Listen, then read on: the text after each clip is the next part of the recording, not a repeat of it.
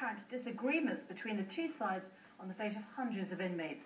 Major questions remain over the fate of Bagram's prison. More than 3,000 inmates, including around 50 foreigners, not covered by the agreement. The Afghan government ruled out any question of a delay to the handover, to be marked by a ceremony at what's officially called the Parwan detention facility, which is adjacent to the US base of Bagram, north of Kabul. Joining me from Kabul is our correspondent Jonathan Beale. I think that ceremony has now taken place, Jonathan. Yes, and it does mark the official transfer of Parwan detention facility to the Afghans from the Americans. That said, the Americans making clear they're going to hold on to a bit of that prison and that they are still holding on to a number of detainees, scores of detainees.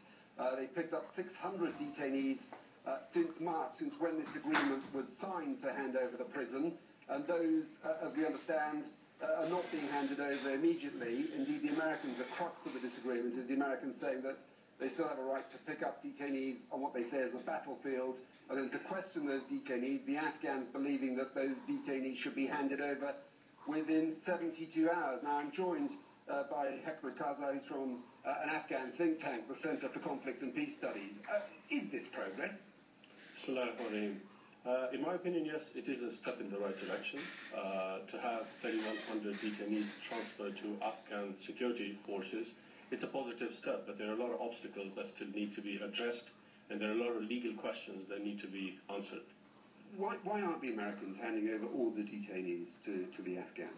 Well, in my opinion, I think the Americans believe that they have a strategic interest in making sure that they are able to maintain certain detainees in DFID, particularly because the argument is that while they have troops on the ground, it's very difficult to release these people. But at the same time, on the Afghan side, one needs to realize that it's a question of sovereignty, and that needs to be really respected while they're operating in Afghanistan.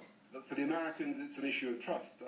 I understand that they are not sure if they hand over, say, high-value detainees, what would happen to them? Could they escape? Could they be released? I mean, corruption's still an issue in this country. Well, it's unfortunate that after 11 years of this partnership, where we have signed a strategic agreement with the United States, where it's an MOU, we're still talking about issues of trust. The United States needs to be able to trust the Afghans as partners. Yes, there are issues of capacity which they can jointly address.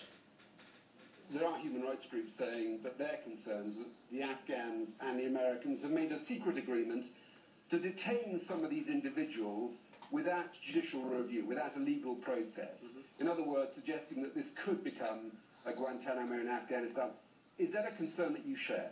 Absolutely. I think the administrative detention or internment, that's how it's referred to, it's unconstitutional in Afghanistan.